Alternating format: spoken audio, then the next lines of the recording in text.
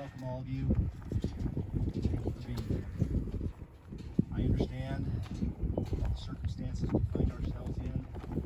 Together here today are for my name. However, I know we will still fill us with spirit as we honor Brother Clive.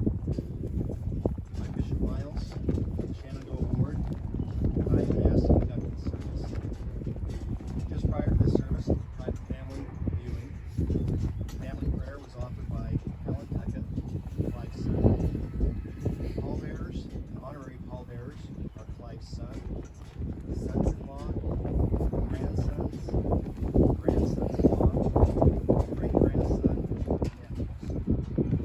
They are Derek Tuckett, Jackson Tuckett, John DeYoung, Thomas Boker, Charles Boker, Garrett Henry, Deacon Lightfoot, Andrew Warwood, Dale Boker, Jeff Waite, Joey Carter, Brad Kerr, Zach Louts, Jay Carter, Alan Tuckett, Kyle Farnsworth, and Casey Wade.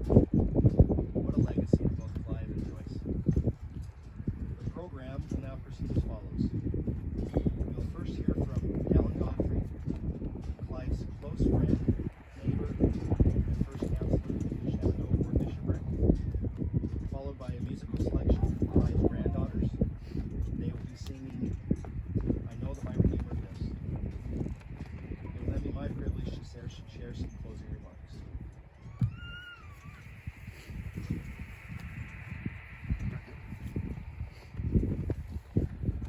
Grateful and honored to be invited to be here today to honor your father, your grandpa, your great grandpa, and every one of us is friends. I think outside of the obvious that we just a close group of family. I think we all very comfortable in saying that we all love Clive Tuckett very, very much. He was as big-hearted and gentle and kind of father and grandfather and friend as there ever could be. I have to tell each of you family members how much Clive loved every one of you. I feel like as I look around the group here, I feel like I know everybody personally from all the stories, all the time that they shared as we would visit, the achievements of his grandkids and his kids, and just how much pride he had for each of you. He loved each of you very, very deeply. I think if you knew Clive, you loved Clive. You just couldn't find something that you just didn't love about him. He had so many great qualities and traits. He was a teacher by profession, but you know what? That's what he did every day. If he was visiting with kids from the ward or neighbors or his little grandkids, he was always teaching. And he had such a gentle way of teaching and helping you to learn. I remember times spending time with him, and he would give a little bit of counsel, a little direction, and then he would say, "But I don't know." And he'd always soften up, "I don't know." But you knew he knew, and he just had a way of helping you understand. I don't know how many times he would tell me, "Dallin, slow down for a second. Slow down." And he'd look over his shoulder, and he'd say, "Here, pull up a bucket, pull up a chair." And we'd sit there in the shade of the barn, and he was nervous. This is the only thing I ever saw Clive nervous of. And that was his sweetheart, Joyce. And he said, "Keep your eye out. I'm supposed to be weeding right now." So we keep a look over our shoulder, and usually we'd only get a few minutes, and here come Joyce. We'd either snap to attention or pretend like we were having a very deep doctrinal discussion about the Book of Mormon. And usually, and Nephi was saying to his brothers, "She never fell for it, but we gave it an attempt many times." I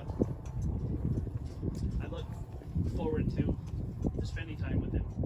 The many things that he taught me personally. He was handy. There wasn't much that he couldn't fix or he would attempt to take care of it. I mean, I saw him build buildings and just had a really great ability there. The only ever saw a little bit of weakness, it was in his electrical skills. He plain and simply scared me to death. Because the way he would check if the power's on it, he'd touch it. And he offered to let me be a part of that more than once, and I'm like, I'm out. The hot wire that contained horses didn't scare him at all. He'd reach right down and get a hold of that. Yeah, it's on. And then it seldom flinched. And I think if you look at some of the things that you look at Clive and his tender heart that he had,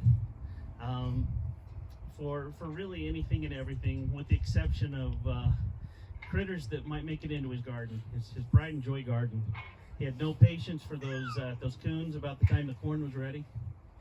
And as anybody that had been over there in the summer, you knew that was a very careful place you had to tread.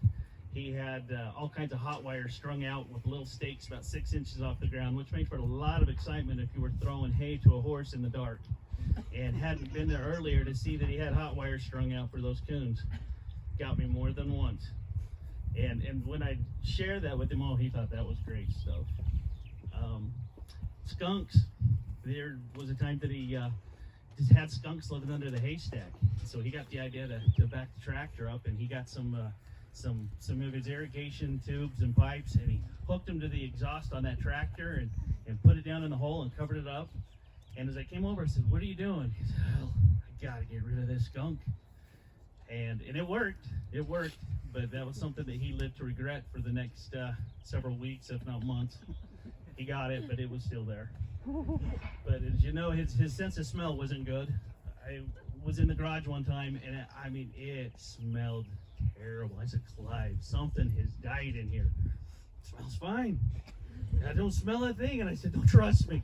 So I'm following my nose, and I'm looking, and we follow it into the fruits, the cold storage or the fruit cellar thing off the back of the garage there, the canned storage in. And I'm like, "It's in here." I thought for sure he'd had a cat that had made it in there or something. And as we got looking, I found a bucket that was covered. And I said, "Oh, this is it." "Oh, no, that's sauerkraut." "Clive, that'll kill you." It's no good. No good. So, but he said, "Oh, no, you just scrape that stuff off the top." And I said, "I'm never eating your sauerkraut." But everybody knows all the hours and time that Clive spent putting food up for the family. I mean, all the times that he was sitting in a garage that was already, 120, and then he's got the cookers going, and I'm like, "You don't have to do this." "Yes, I do. Yes, I do. These kids are counting on it, and they love it, and they're going to be here in a minute to help." And you know what? All those hours that all of you had with Clive, doing all those projects and learning from him and also learning from the work ethic that he had. I know very few people in this world that work harder than Clive Tuckett and his sweetheart Joyce. Those are the two hardest working people I know. They do it for fun. That's their entertainment, is work. And they just absolutely had the most gorgeous yard, took so much pride in it. And how many of you have had receptions and even some weddings and stuff there at their home because you couldn't think of a prettier, happier place? They loved that. Clive loved that pressure to have things pristine. Now you look, and as we've talked as a family, and my wife and I've talked over the years, we've always said we want to pattern our family after the Tucketts. All the get-togethers, all the Sunday dinners, great-grandkids' birthday parties, it didn't matter. There was always a reason to gather the Tucketts. And the driveway was full, all across the front was full. Thank goodness there was an easement along the side of the house because it was full. You guys were all there. And that was everything to Clive and to Joyce. You and their family. Oh, they looked forward to the times to be with each of you. Remember how they gathered and continue to gather, continue to do that. I think you as a family might take that for granted. It's not normal to be together that much. It's awesome. It's awesome. What an incredible family.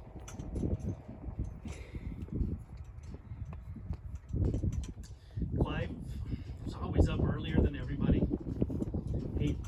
to feed a horse in the pitch black. It'd be 5 in the morning. He was already at the kitchen window. He'd see a headlamp going through, and he'd be waving at the headlamp. And if I was 15 minutes behind when he'd see me that night, he'd say, "Boy, you're late this morning. Running behind. I thought I was going to have to feed for you." What a guy, and what a schedule he kept.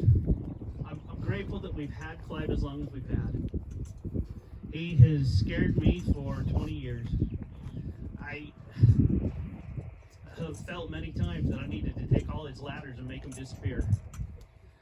I've never seen a guy that would take a worse ladder and get to a higher spot and think that was just totally fine. But he always seemed to make it work. Those Christmas lights were critical. Those trees that needed pruned, that was of most importance that day. But he always had a project.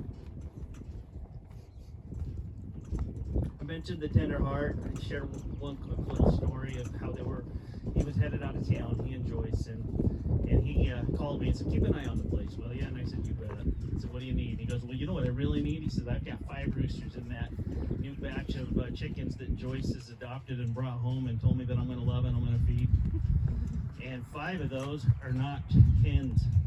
And I said, "I hadn't seen them since they first come back." And I said, "Well," he said, "so I'd like very much if I had 5 roosters missing when I got home.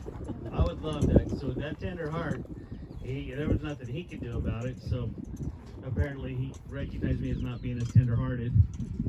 And I said to him, I said, "Well, Clive, how do I know which ones they are? I hadn't seen them since they all looked identical." And he kind of chuckles. He said, "Boy, Alan, I need to spend a few minutes with you when I get home.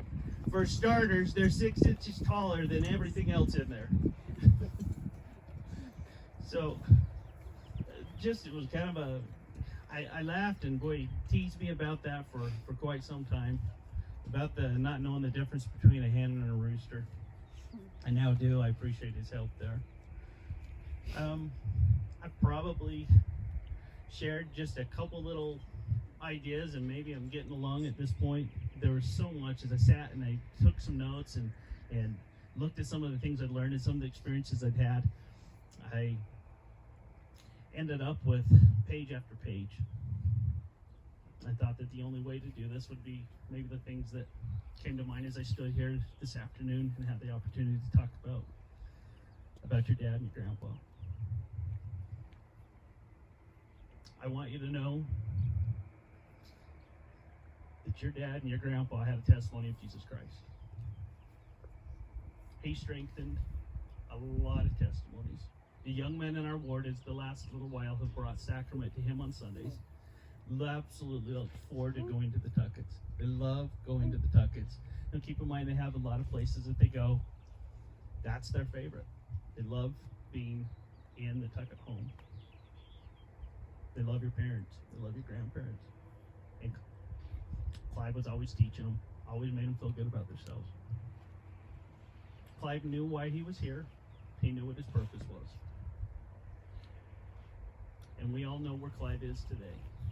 We know that he's returned, is living with our Father in heaven, and he's waiting for each of you as his family members.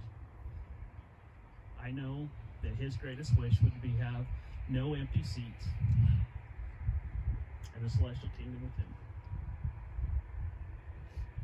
He strengthened my testimony. He strengthened the testimony of my family and those that he has had the opportunity to minister to and be a part of families in our ward. I'm thankful for this opportunity to share a few memories and thoughts with you. I say this name of Jesus Christ. Amen.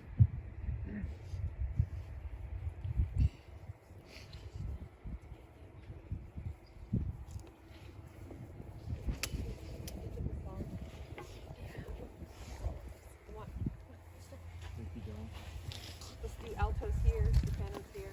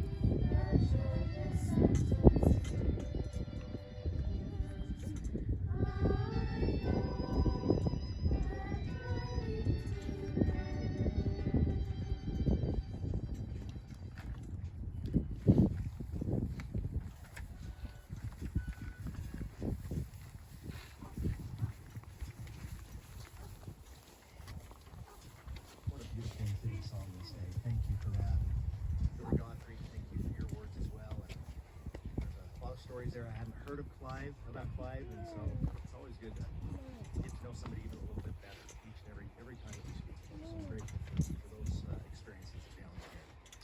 What a nice tribute this has been for Clive. I can attest to the great love those here in attendance actually have for him. I have felt the Spirit of the Lord here this day. I've been strengthened by being amongst you at this service. Several years ago, I had the privilege of being assigned to Clive and Joyce as their home teacher when we still used to do that. Though perhaps not memorable for them, each visit was a highlight for me. Clive always seemed to be watching some game on TV when I showed up. I don't know how often, how many of them were actually pre-recorded or what, but it seemed like there was always a Jazz game or a BYU game on, even when it wasn't in season. So maybe he was rewatching things. More often than not, I was offered some type of produce when it came time for me to leave. I enjoyed the friendly banter between he and Joyce. However, what touched me most about the moments I was able to share with him, without fail, almost every visit really changed from me ministering to him ministering to me. He was always concerned for and inquired about my well-being and the well-being of my loved ones. I always left their home feeling loved, appreciated, and uplifted. Clive was an honorable man, a loving husband, father, grandfather, and friend. He was a faithful member of the church and a faithful priest of the Lord. He was and continues to be a true disciple of Christ. In the Gospel of John in the New Testament, we read the account of one of the Savior's mighty miracles, bringing Lazarus back to life. In speaking to Martha, Lazarus' grieving sister, the Savior said, "I am the resurrection and the life. He that believeth in me, though he were dead, yet shall he live. And whosoever liveth and believeth in me shall never die." Though we are saddened and sorrowful as we mourn the passing of our good brother Clive, I am comforted in the knowledge that through the Savior and believing on him, all will be made whole again. As a central part of the plan of salvation, Christ's atonement and resurrection, which we celebrate this very week, enable all mankind to overcome the effects of both sin and death. Though death is an essential part of the plan of salvation, because of the Savior, all mankind will be resurrected and live again. Brother Clive both lived and believed in this essential truth. The Savior Jesus Christ is the way to eternal life. I add my testimony to his that through the Savior, his atonement, and the merciful plan of salvation, which he is the cornerstone of, we all will yet live again and never truly die. Of this I so testify in the name of Jesus Christ. Amen.